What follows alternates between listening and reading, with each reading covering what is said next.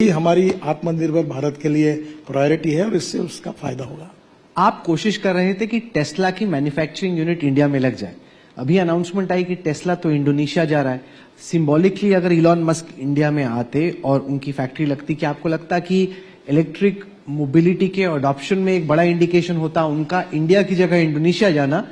As transport minister आप उसको कैसे देखते? आप अभी कल दिल्ली जाओ और एक बार ऑटो एक्सपो में जाओ और इलेक्ट्रिक कार देखो। मैं अब कंपनियों के नाम नहीं लेता, मैंने लॉन्च की बहुत सी।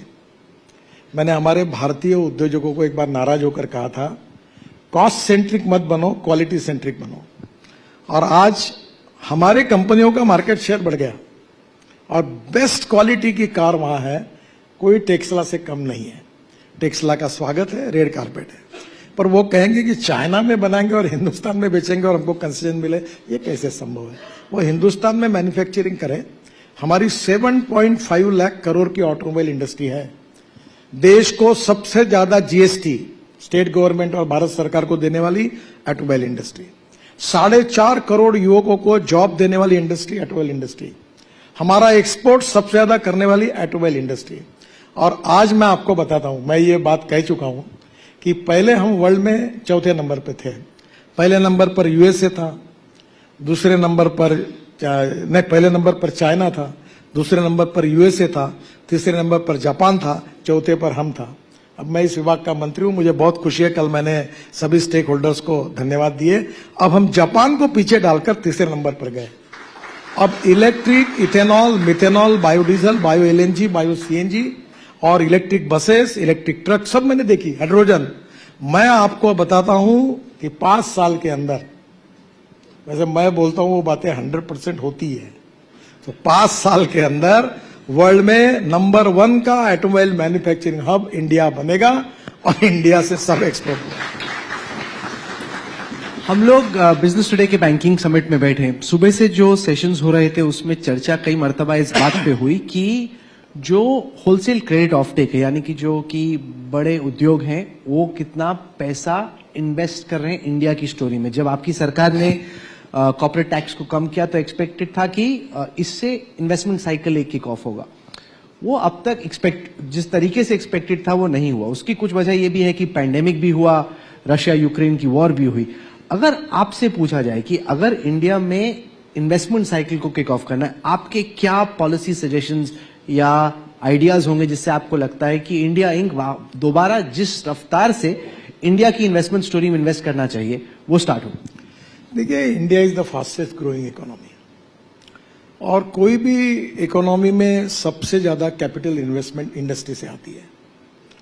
और इंडस्ट्री वहीं आती है जहां water, power, transport and communication होगा, इंफ्रास्ट्रक्चर होगा। और जहां इन्वेस्टमेंट आएगी, कैपिटल इन्वेस्टमेंट आएगी, वहां एम्प्लॉयमेंट पोटेंशियल आएगा। और एम्प्लॉयमेंट पोटेंशियल आएगा, वहां ग्रोथ रेट बढ़ेगा, पर कैपिटा इनकम बढ़ेगा और इरेडिकेशन ऑफ पॉवर्टी होगी। मेरे हिसाब से आज हमारे यहां सबसे ज्यादा इन्वेस्टमेंट रूरल, एग्रीकल्चर और ट्राइबल इंडिया में होने की जरूरत है। जैसे टूरिज्म है जो ग्रामीण रूरल एरिया में है, agriculture based industries, forest based industry.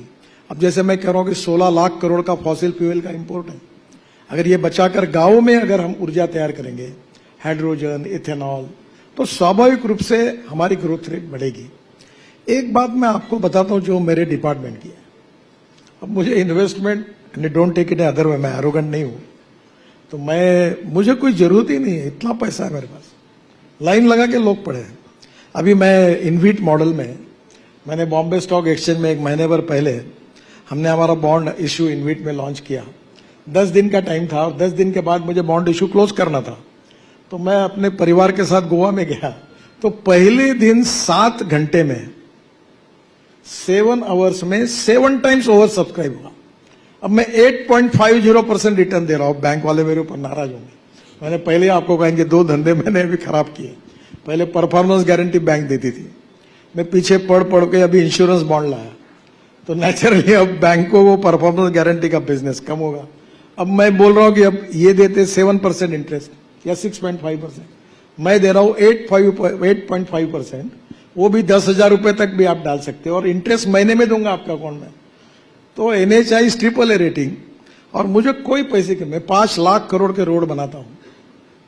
और मेरा टोल इनकम अभी 40,000 करोड़ है और 2 साल के बाद 1,40,000 करोड़ होगा और मैं मोनेटाइज करता हूँ रोड को और देता हूँ, कोई प्रॉब्लम नहीं है। बैंक को भी हमको 25-25 हजार करोड़ रुपए बिल्कुल तुरंत देते हैं, तो पैसे का कोई प्रॉब्लम नहीं है। एक बात जरूर है कि देश में इन्वेस्टमेंट आनी चाहिए और एक बात सच है कि हमारे यहाँ मोदी जी के नेतृत्व में हमने जो लिबरल इकोनॉमिक पॉलिसी को स्वीकार किया है, उससे बड़े प्रमाण पर ये टेक्नोलॉजी आ रही है।